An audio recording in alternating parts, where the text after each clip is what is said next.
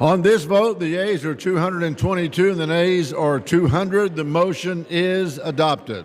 Protect America's Workforce Act would overturn President Trump's executive order from March that ended collective bargaining rights for roughly 1 million Americans who work for the federal government. Since the order was made, the administration has ripped up more than 700,000 union contracts, and it left our federal workforce more vulnerable to unfair treatment and political interference. I'm proud that since introducing this bill, it's won the support of 226 of my colleagues in this chamber. This majority includes Democrats and Republicans who recognize that collective bargaining is not a partisan issue. It's about fairness, dignity on the job, and a voice in the workplace. In a dramatic rebuke to President Trump, more than a dozen Republicans joined Democrats on Wednesday to advance a bill overturning one of his major executive orders. The U.S. House voted 222 to 200 to nullify Trump's March order, which had stripped collective bargaining rights from nearly 1 million federal workers. The measure was pushed forward by Democratic Representative Jared Golden, who used a discharge petition, a rare congressional tool that forces a vote when a majority of lawmakers support it, even against leadership wishes. Thank you, Mr. Speaker. The Protect America's Workforce Act would overturn President Trump's executive order from March that ended collective bargaining rights for roughly 1 million Americans who work for the federal government. Since the order was made, the administration has ripped up more than 700,000 union contracts. The order was the largest act of union busting in American history, and it left our federal workforce more vulnerable to unfair treatment and political interference. I'm proud that since introducing this bill, it's won the support of 226 of my colleagues in this chamber. This majority includes Democrats and Republicans who recognize that collective bargaining is not a partisan issue. It's about fairness, dignity on the job, and a voice in the workplace. In his order, President Trump said ending collective bargaining was about protecting our national defense. But in my district and many others, affected workers build our warships and care for our veterans. These workers make our country safer and stronger every single day. America didn't vote to silence these workers, but this bill gives all of us a chance to restore their voices. Every one of us in this body was sent here by our constituents to represent their voice in Congress. While the majority leadership has broad prerogative to set the calendar and control the flow of legislation, no one here believes they should have absolute power to determine which bills see the light of day and which don't. The discharge petition process exists to give members of Congress some agency. It's a release valve to ensure that good bills with broad support cannot be held up forever by a leadership team. It gives us a fair shot at building a coalition to do the people's work and get an up or down vote on the floor. That's exactly how my colleagues and I have spent the past several months. We've built a bipartisan coalition representing a majority of the House in support of this bill and done the work to bring it to the floor. I know that none of us ran for office with a vision of governing by discharge petition. Most of us long for the return of regular order, where bills are assessed in committee, seriously debated, and given a vote. But here we are. As it stands, we must use every tool available to do the people's work. I'm grateful to my 8 Republican colleagues who co-sponsored the bill, led by my friend, Congressman Fitzpatrick of Pennsylvania, and to the 5 Republicans who signed the discharge petition to ensure that this chamber would hold this vote. If the majority we built over the past few months sticks together, we can overturn this union-busting executive order, and we can show America that this body will protect workers' rights. I urge my colleagues to vote yes on the rule. Let these workers have their day on the House floor. Give them an up or down vote. They deserve that much.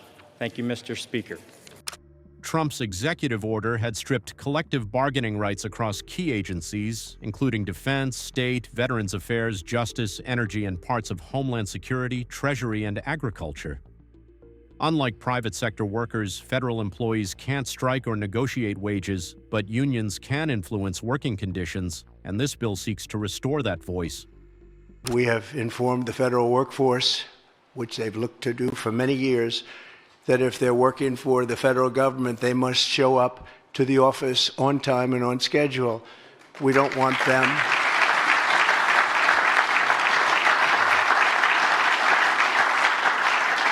We don't want them to work from home because, as everyone knows, most of the time they're not working, they're not very productive, and it's unfair to the millions of people in the United States who are in fact working hard from job sites and not from their home. As federal employees, they must meet a high standard. They're representing our government, they're representing our country. If they don't agree by February 6th to show up back to work in their office, they will be terminated, and we will therefore be downscaling our government, which is something that the last 10 presidents have tried very hard to do but failed. Most of the people we're talking about have not been going to their federal offices in many, many years, from even before COVID. But they have nevertheless been paid. Some have worked, some haven't worked, and most of the studies say that some have just gone through the motions.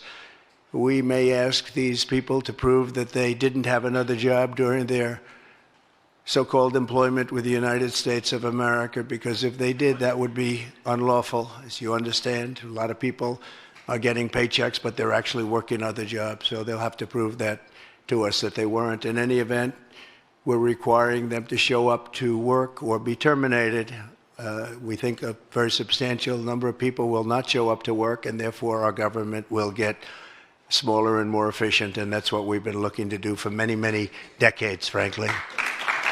When our federal workers can't stand up for themselves, are we better off? No. When this administration puts at risk our clean water, the safety of our food, our veterans, our heroes that can't get the care they need because the federal workforce is hollowed out, we are not better off. That hurts all of us, hurts every community.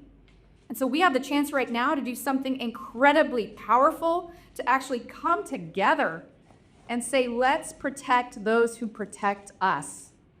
And I couldn't be prouder of our workers, our local labor leaders who've already mobilized in their communities and contacted their elected officials to help them see how important this legislation is. And to every member of Congress, I say, come be a part of this massive bipartisan win. Help us get this done together and show that government can deliver common sense. So let's restore these rights to working people. Let's do something that the vast majority of Americans support in every community. And let's start showing a new path forward where we work together to deliver for the people. Mr. President, this is a quote. The path forward for Congress is clear. Reopen the government immediately under a clean, continuing resolution that allows continued debate on larger issues, end quote. Mr. President, that is from the President of the American Federation of Government Employees, a labor union, I would add, most often aligned with Democrats.